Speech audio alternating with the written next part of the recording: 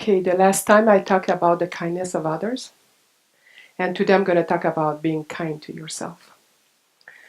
So this weekend I went and helped organization. Yeah. So a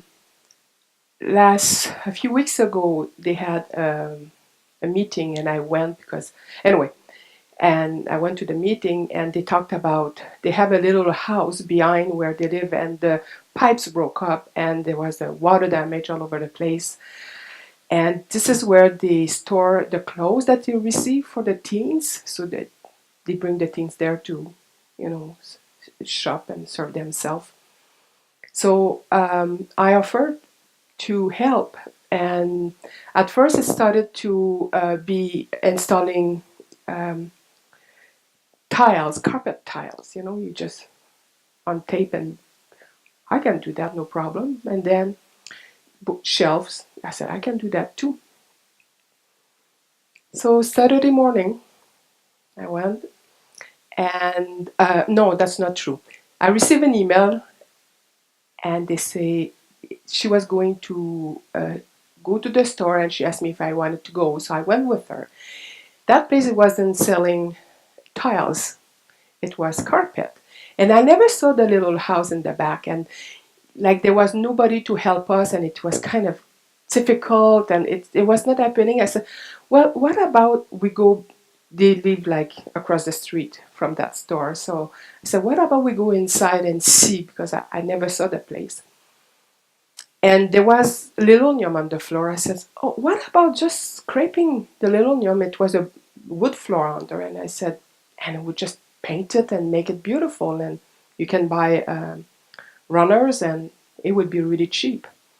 So this is what happened. So anyway, Saturday morning, here I am, and she bought all the paint and the scraper and everything. Oh my God. It was a old linoleum, a tar linoleum, glued with a glue that I said, I can't do it. And she had already bought the paint, so what I'm gonna do? So I went to my friend's Albany Falls. What do I do? I can't take the thing off. He says, and it's a gentleman, he's really nice, Dave. He said, well, what you need is a sander to sand the whole thing. And I heard horror story that people have sand the wood floor and the flute if you don't do it properly. I said, no, I don't want to do that. I never have used a big professional sander, so I can't do that. So do you have something else, like a liquid that I can put and it will lift the thing?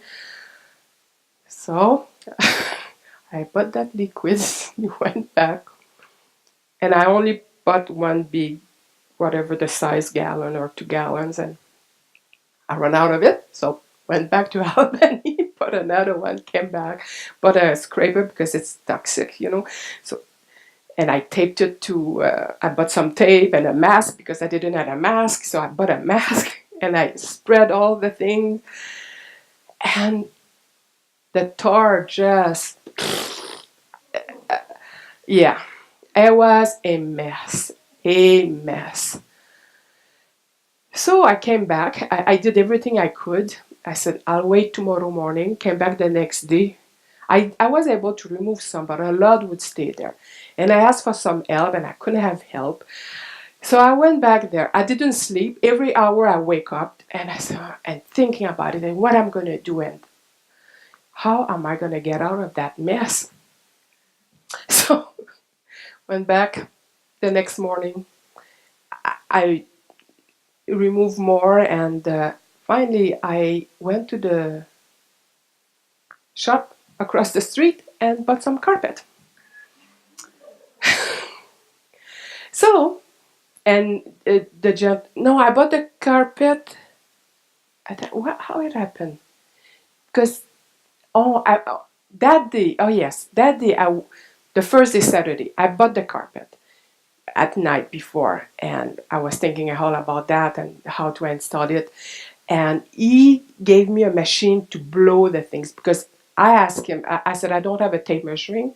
So he came and measured what was needed.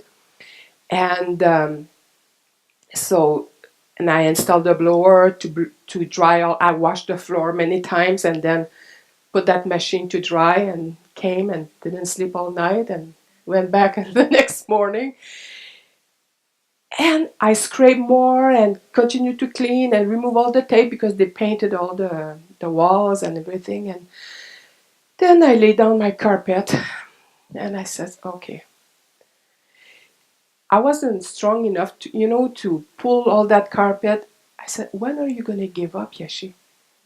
You can't do that. You just can't do it. You need to you did your best. You really did your best. You worked really hard to take that stuff. So I gave up. Like I said, okay. And then my shoulders, I think they dropped 1 foot down. And that was the wise way to go. You know, if not, it would have been not nice, not properly installed. And plus the kitchen, there's angles everywhere. Like, I said, no, yes, you can't do that by yourself. So I came back at lunchtime and I emailed Martina and I explained everything that I've done and all that. And I said the best thing is to call somebody to come and install it professionally. And I offered the carpet, I offered everything, and that's it. So if you ever get stuck in a place like that, please don't push the envelope. It doesn't help. So that's all I have to say. Thank you.